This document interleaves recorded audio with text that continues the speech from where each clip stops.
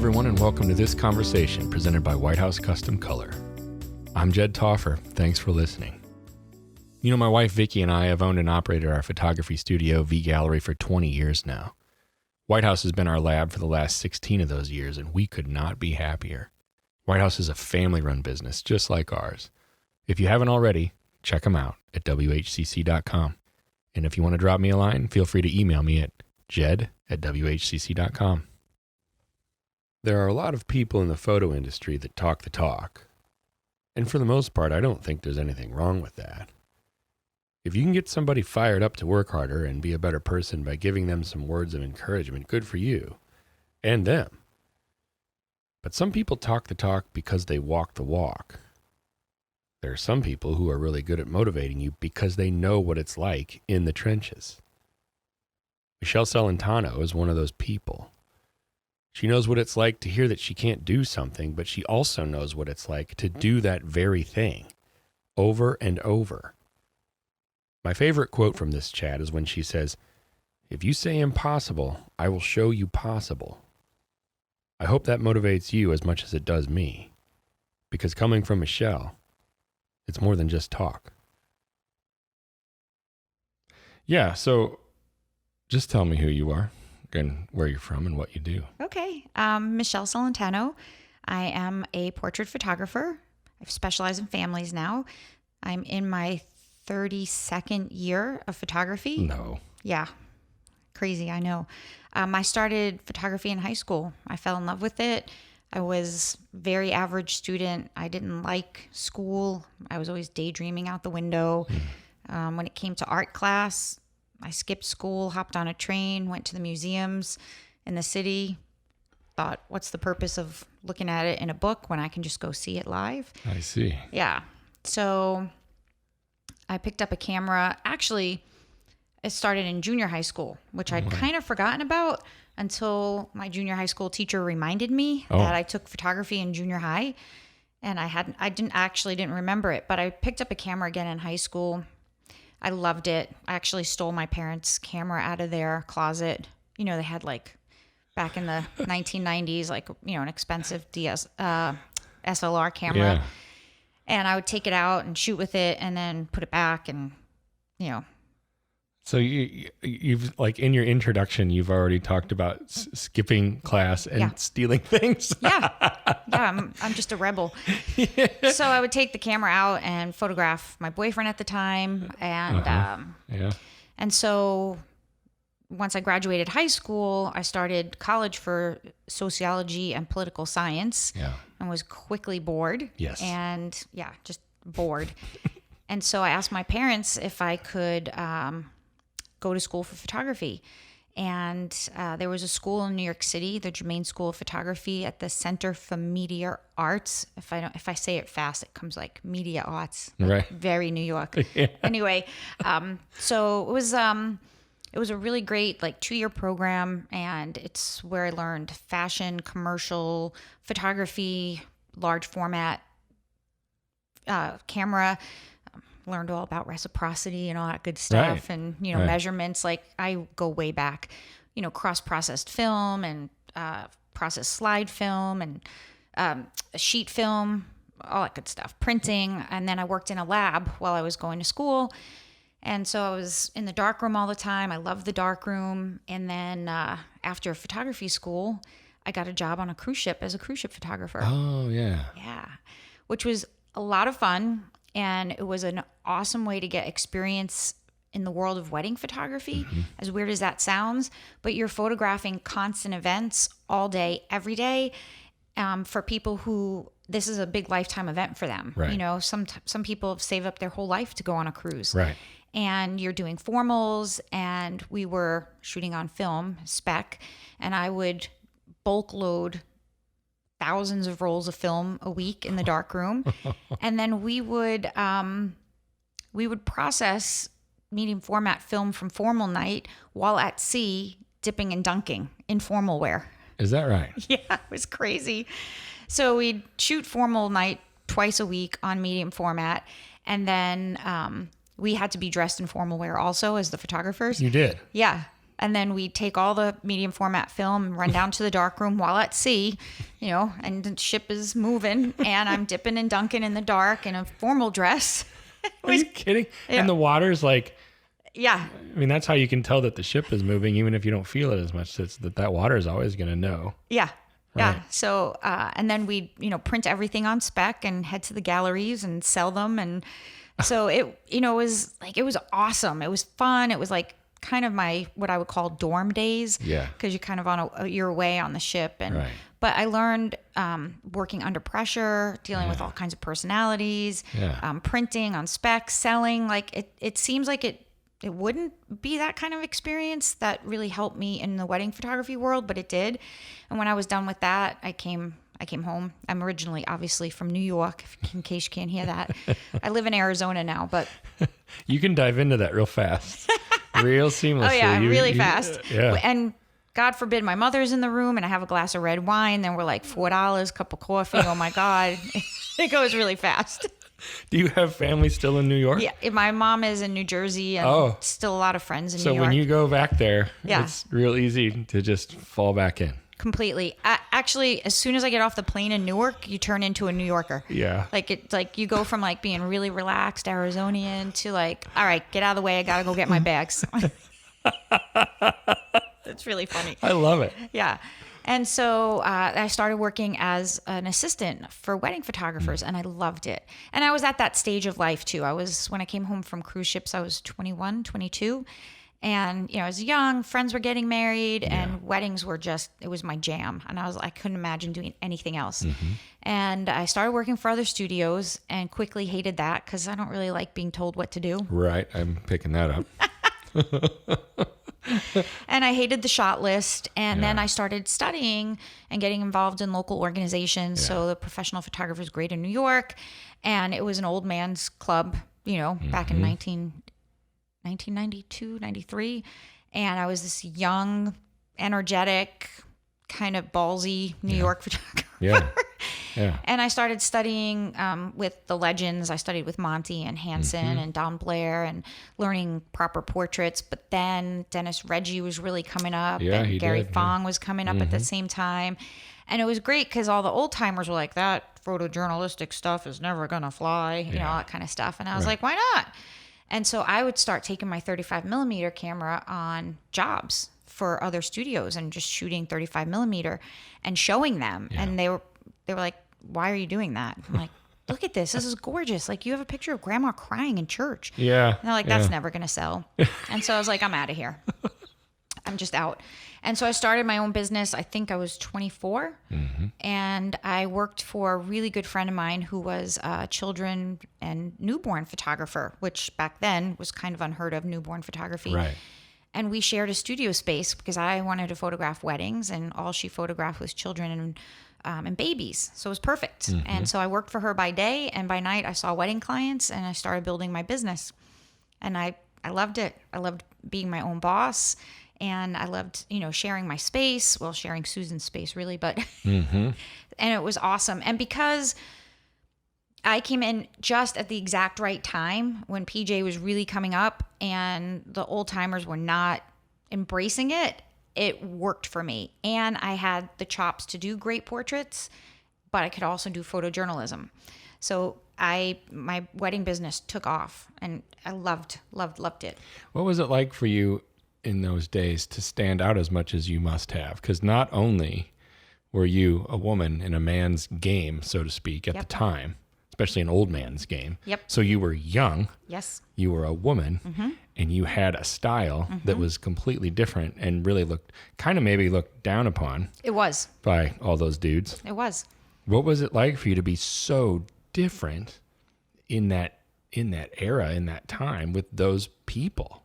You were way different. I was way different. I mean, we're talking, oh my gosh, 27 years ago, something like that. I was a little gutsy, I was like a little like, why wouldn't you mix these genres? Like, they're beautiful.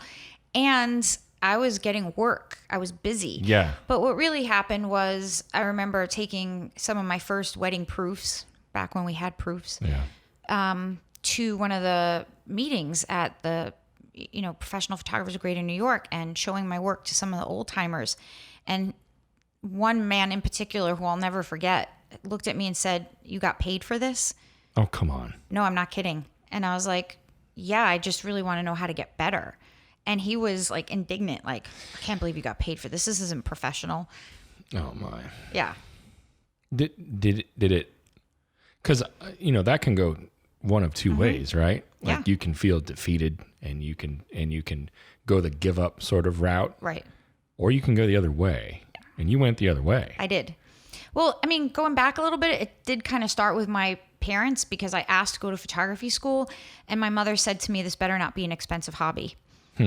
And how are you going to make a living as a photographer?" And those aren't no's, though. they're not no's. They're not. But it's not exactly encouragement and support either. And then I overheard her on the phone telling one of her friends, "Well, it's not rocket science, but at least she's finally trying something." Like I had no direction. Okay. And my attitude has always been, "I'll show you. Don't put a roadblock in front of me. I will shoot it down. I will surpass it." And it's really funny because in later years, some of the old timers at PPGMY, the organization would be like, "That's our Michele Celentano. We raised her." Right, of course. Now they take the credit. You've had all this success and you've done all this stuff, and they're like, She "Oh started yeah, that's out our as girl." our baby. Yeah, that's completely. our girl. So it's really funny, but I think maybe part of being like an only child and I just had a drive that helps. That's interesting. Yeah, I didn't have to. I just wanted to stand on my own, and I loved what I was doing. And if you say impossible, I will show you possible. Your ears perk up at that almost. Oh yeah, when you hear that word. Yeah, completely.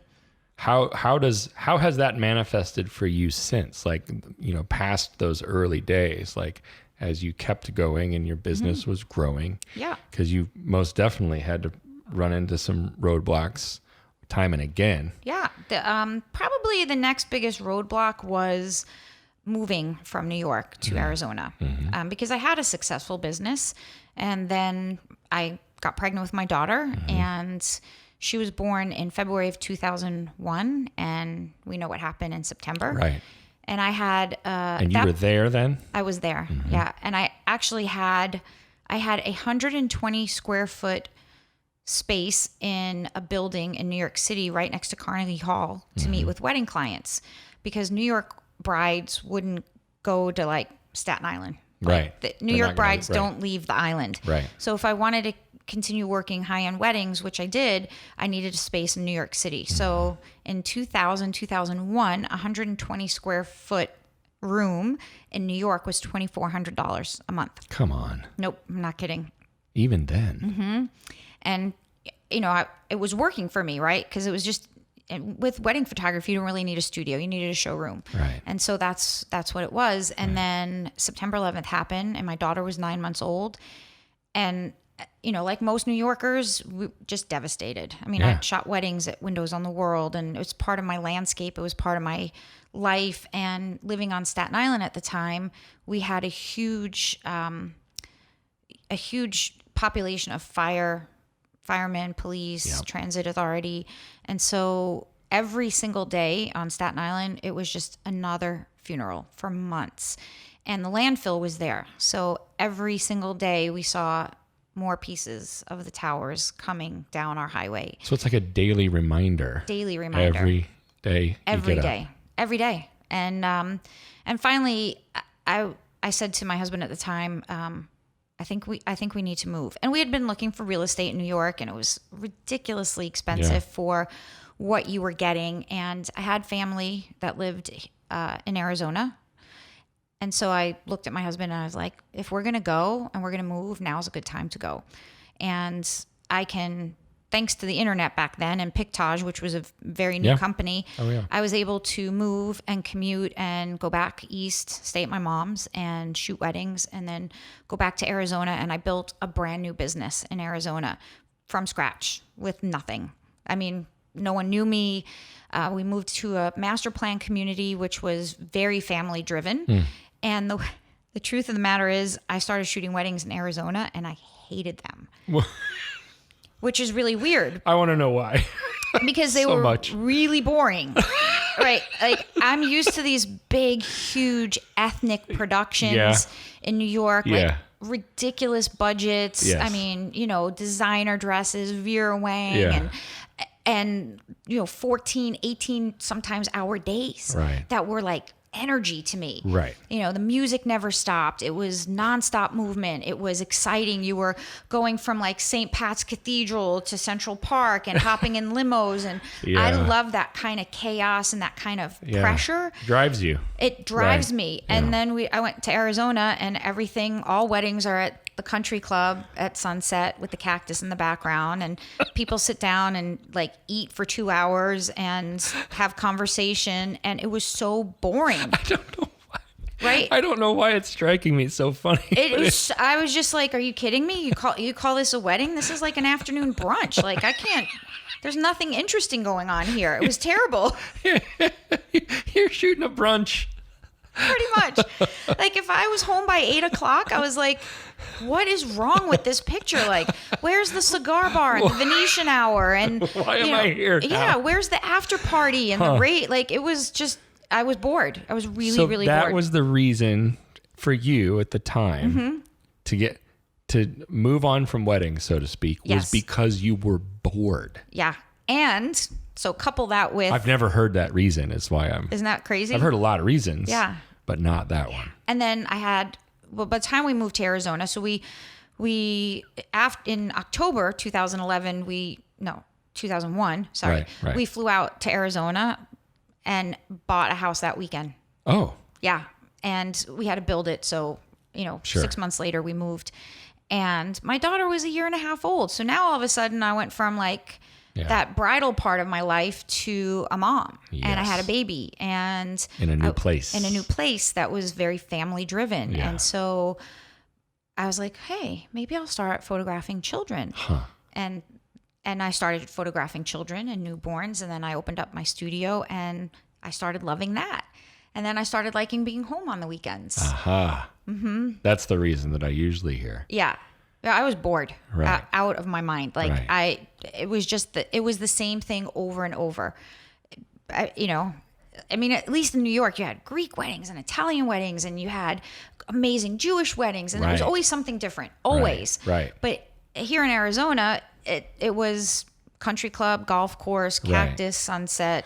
Well, in New York, it was always an experience for you too. Yeah. Not just, everybody at the wedding and the bride and groom in particular, but for you as a photographer. Completely. It was always a big deal. It drove my artistic and like I'm an under the pressure person. Like I love working under pressure.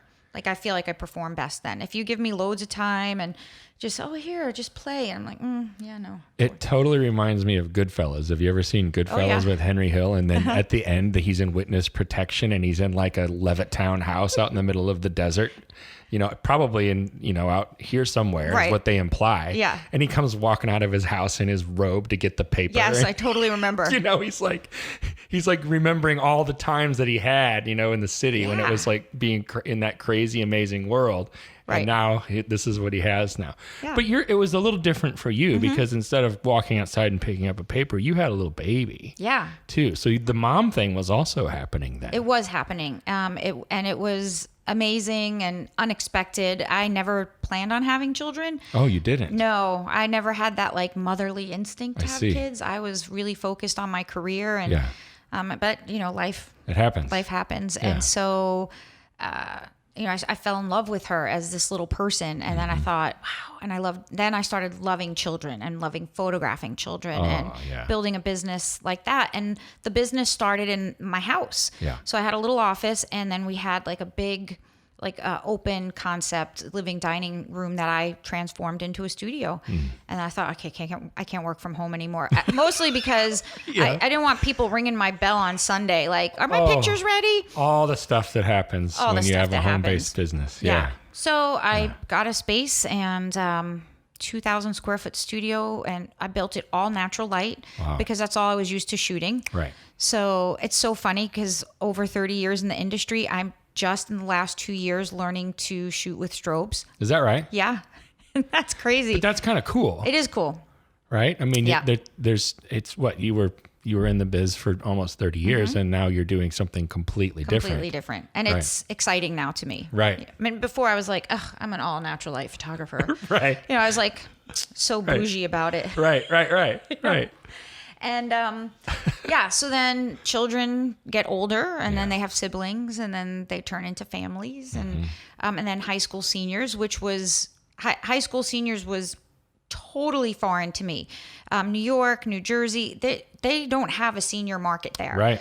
I'd never heard of high school senior portraits until really I moved to Arizona, and people were like, oh, you can get into seniors. And I was like, wow, that's a really great idea. I'd never really thought about photographing elderly people. That is what happened to us when we came to New York to give a presentation. We talked about seniors. Yeah. They thought the whole time, we found this out later, they thought the whole time that we were talking about the elderly. Right. And that's what I thought. It was insane. Yeah. Because we didn't, being from the Midwest, which is booming seniors. Booming. We didn't think of it any other way. Right. So you have to say high school seniors. Yeah. Anyway, so they started to come my way, and it's crazy because, I mean, you've been around long enough to know you've photographed infants that are now coming to me as high school seniors. Happening right now as we speak, yeah. And I'm like, wait, I didn't age a day. I don't know how you aged 18 same. years. Yeah. What the heck happened? And so then it really started to turn into families. And the more my own family developed, and I have a crazy family history. So we'll just backtrack a little bit. I grew up in the basement of my grandparents' house in Brooklyn, New York. My mother was a single mom. And my dad disappeared right out of the gate. I never saw him. You never knew your dad? Never. Oh. And so my grandparents were everything to me. My mom worked full time in the city, and they took me to school. They picked me up from school. My grandmother had dinner on the table every night. So I actually feel like my grandparents were my parents, and I have no portraits with them. Zero. And that breaks my heart. Yeah. I say all the time, if a fairy godmother came down and said, I'll grant you one wish, it would be to go back in time for 1 hour and be photographed with my grandparents. And I would give you a limb. I would, if I had to exchange a limb, I've already figured it out. It'd be my lower left leg because I need my right leg to drive. I need my arms to shoot. It breaks my heart. And I think that's why, my deep love of family portraits, especially if you give me a set of grandparents. Yeah. I'm mush. You have a very specific reason. Yeah. For that. Yeah. Very personal reason. Very personal. Yeah. And I make sure that my daughter's photographed with... So I'm divorced from my first husband, who is... I call him my starter husband. And now I have a forever husband. Okay. And he knows that, so I'm not saying anything like he doesn't know. Right, and this isn't a surprise. Yeah, no, and we've remained amazing friends. We live a mile apart from each other. My daughter goes back and forth. Wonderful. And I have photographed her with her dad and her stepmother and her step siblings for 10 or 11 years now. Great. And so actually after the 10th year, on the 10th year that I was doing it, we decided to do a group of all of us. So Anna, that's with cool. Everyone. So so my daughter has this amazing portrait with both her parents, her step siblings, and then her step siblings' dad. So her stepmother's ex-husband and his husband. Oh, wow. Put that together in your brain. You brought everybody in. Yes. Yeah, because why not? And it was so important to me. Because everyone's connected. Everyone is connected. Right. And I feel like at the end of life, when you miss somebody, all we want to do is find photographs of them when they're gone. That's the number one people. That's what you do. That's what people look for. Yeah. They look for photographs of the people they love. Yes. And I want to make sure I do that for people. That no one ever feels like I felt like I wish I had more pictures with the people I love the most. Right. And so that's what drives me. That's a powerful motivating factor. Yeah. So what are the challenges that you face today? Because now you're established in Arizona. Yeah. But what sort of challenges / let's call them roadblocks again, do you face today? Yeah. I think the real challenges started to come with the digital transition. So 15, 20 years ago. Yeah. And just making that switch, and again, coming from this is never, this digital thing's a fad. We did hear that. Yeah. I remember that too. Yeah. I remember feeling that. I was like, nothing could ever replace film. So you were one of those that really thought that was the case? Yeah, I did. I was like, there's nothing. And going again to the beginning of digital when it was like, 0.5 megapixel. Right. Well, no, back then it did seem like it because like, this is junk. Yeah. Right. And I was like, how are you going to replace black and white film? Like, you can't do it. And so, but I think the real transition came with the recession and the crash. And what happened was a lot of people lost their jobs. Yeah. And moms had cameras. Yeah. And they needed to supplement income. And so they were like, well, I can shoot pictures from my friends for $100 or $200. And if I do that 5 times a month, that's an extra $1,000 a month to help feed my family. It's all true. Yep. Yeah. And so I think that's what happened. I don't think that necessarily people wanted to really start a career and become a career photographer and sell quality work. They were looking for supplemental income. And it flooded the market. And it devalued professional photography and it drove prices down. And in the same turn, your clients aren't making as much money, right? Like they're losing jobs. Right. They can't it's happening to them too. Right. They can't hire expensive or quality photographers. But they still want that Christmas card. So you know what? I can't afford Michelle this year, but my neighbor can just give me some digital files for $100. I really feel like that has made a turn because what I saw happen with that is, and we had to ride that wave, right? And we had to structure our businesses a little bit different. We had to really educate clients. And here's what I think happened. People are missing photographs for a certain period of time because all they got was digital files. Yeah. And there is a piece of people's lives that are missing on paper. That's very interesting. Yeah. Right. And now I think people are starting to realize like, oh, we don't really have any pictures. Right. And I don't know where Christmas from 2013 is. Right. It doesn't exist. Because even if you had them done that way, you don't know where they are. Right. Or they're on a disc somewhere. Sure. Or a zip drive. Or they're gone. They're gone. Now. Right. Because you never printed anything. Right. Because you had them and you knew that at some point you could print them, but you didn't do it. Right. Yeah. I also think that same phenomenon helped drive the quality of professional photography up. Yeah. Because people who really had businesses and knew they needed to survive past that point thought, I need to raise my game. I can't be producing crap work that maybe the kid down the street can. I need to up my lighting game. I need to understand posing. I need to know how to make moms look good. Right. And we went towards that lifestyle family photography for a while. And that lifestyle, it's beautiful and it works with young families. It doesn't work with a woman my age with teenagers. It doesn't. Like women my age who have had 3 children or, they are feeling 20 pounds overweight or they feel older. They want to look beautiful. You're absolutely right. And so we went through that lifestyle stage. And again, it's great if you have infants and young kids at home and you do the stuff on the bed and that's all wonderful. Right. But your teenagers aren't going to be bouncing around on the bed with you laughing in the back. I mean, that's just not how, because that doesn't happen. No, it doesn't. It happens with your little ones. Right. So there was this missing piece of more mature moms with teenagers or, 10-year-olds, 8-year-old, whatever, older kids going to high school, seniors, college, where beautiful, well done, well styled, well posed professional portraits started to stand out. And if you wanted something really special and done right, we had to educate the client.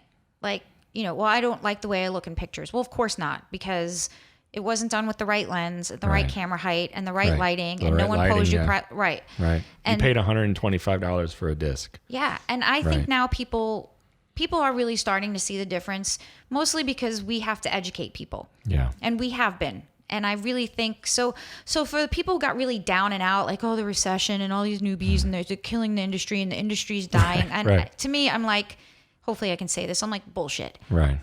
No. I don't buy it. Right. You're giving up. Yeah. See, there you are again.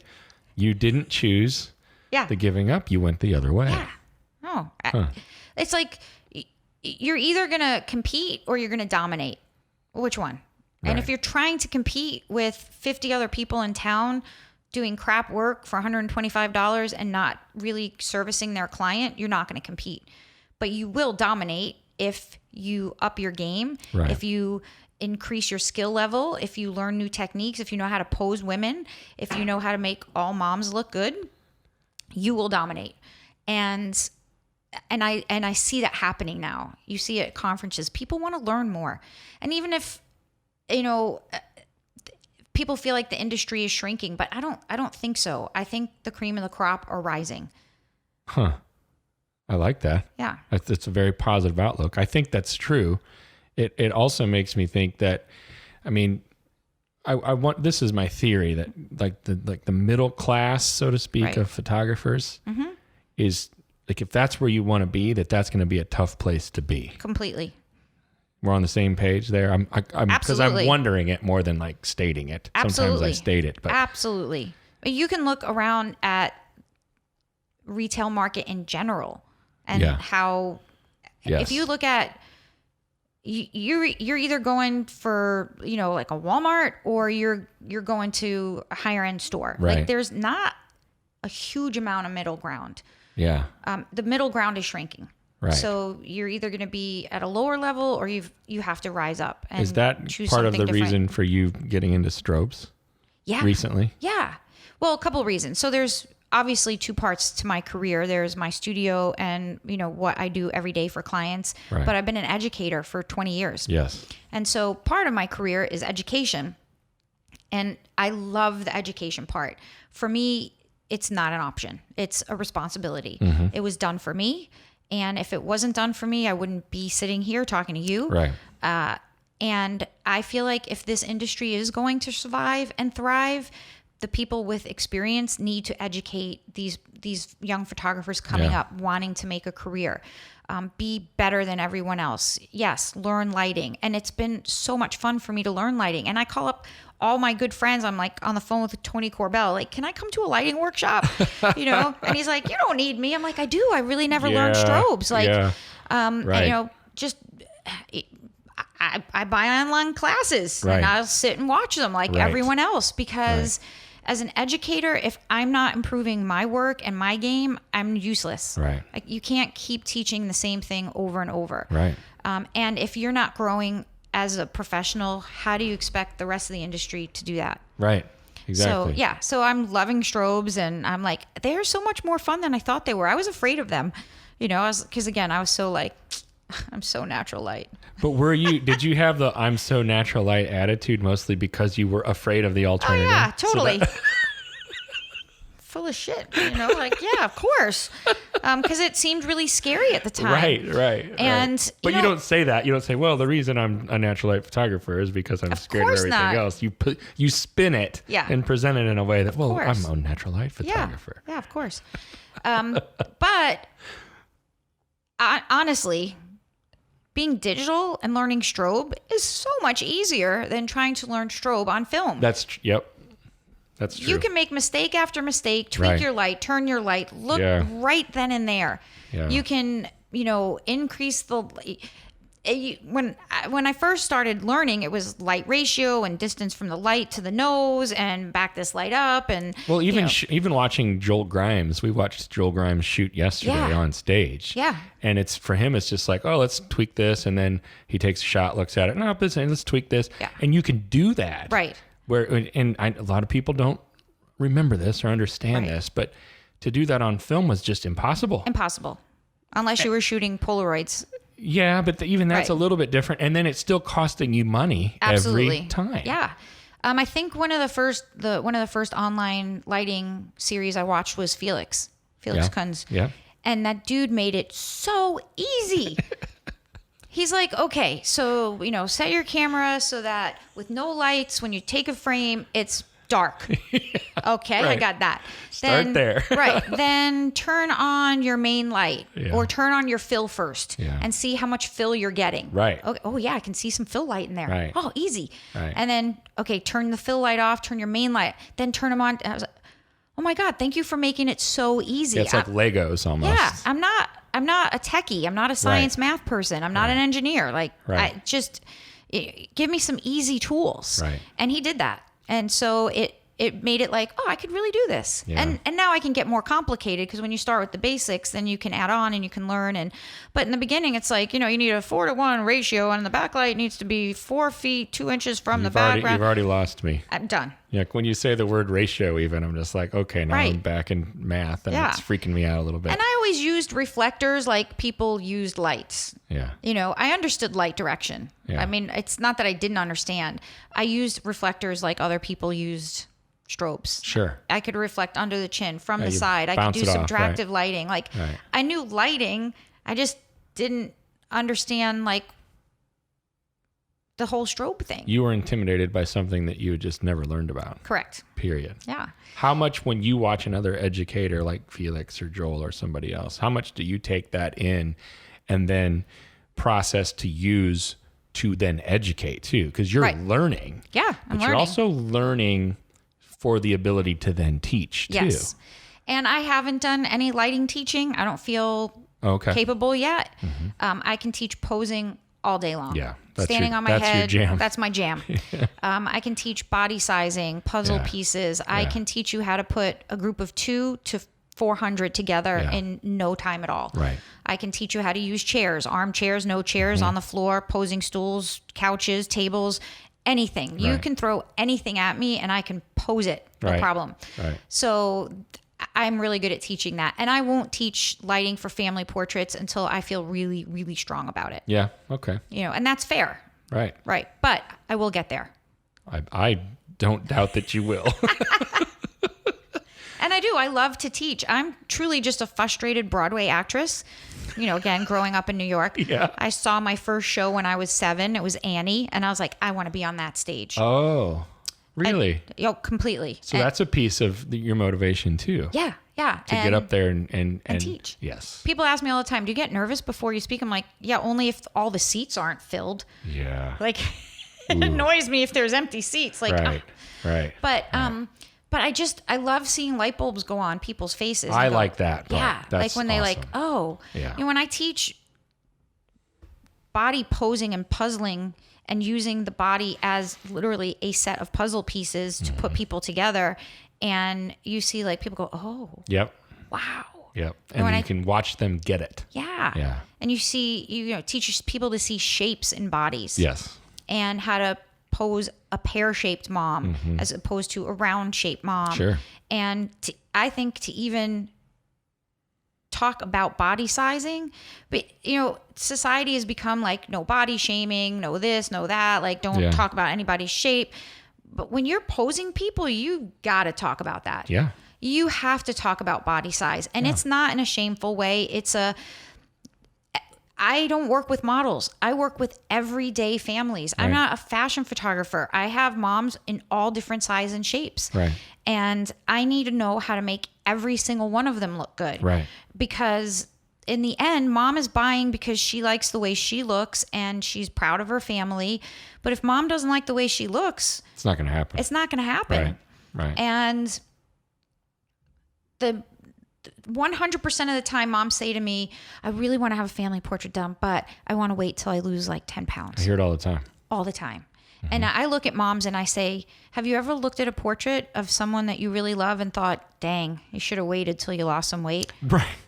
Oh my goodness. And they That's look such a good way to put it. And they look at me like, I'm like, Yeah. when people love you, they don't see what you feel insecure about. They just want to have pictures with you. Right. And again, my grandmother hated the camera. Yeah. She would put her hand up and turn her face, and she was a teeny tiny little Mine woman. did the same. Yeah. And because of that, we don't have enough Yeah. pictures of her. Yep. And truthfully, someday your kids are going to be looking for pictures of you. They will. You're going to be looking for pictures of your parents or grandparents or whoever was important to you. Yeah. Like your kids don't care. And oh, by the way, I can take 20 pounds off in the camera without Photoshop. Right. I can, well, can you make me look younger and thinner? I'm like, yeah, by how much? How far you want to go? Right. I got you, Yeah. So, and I think that as photographers and business owners, we can't be like, oh, here's my pretty pictures. Please buy them. Yeah. We have to be like, no. I'm a professional. Right. I have studied posing for almost 30 years. Yeah. I know how to take any body and make it look amazing. Right. Don't worry, I got you. Mm-hmm. And mom's like, oh, really? Yeah. Like, you're used to seeing yourself on a crappy phone camera Right. with bad lighting and a bad camera angle. Right. That is not professional anymore. No. Or ever was, Right. but keep that in mind. And people are like, oh, all your moms and your portraits look so beautiful. I'm like, you think they showed up that way? Right. No, I'm just kidding. Well, I mean, there's a lot to be said. It's part of your job. Yeah. To do that. Right. Right. And if it's not, you should make it part of your job. Absolutely. To do that. Yeah. Right. And people are afraid of that. Most students I see today, I will say to them, what's like your number one fear? Posing groups. It's easy to pose one person. Well, but it's the same, right? With you and strobes. Yeah. They're afraid of it. Right. Because they don't know how to do it. They've never really jumped in to learn. Yeah. So you're afraid of what you don't know how to do. And people will say, well, how do you pose a family of 4? I'm like, well, let's break this down. What are the ages of the kids? Right. How tall is dad?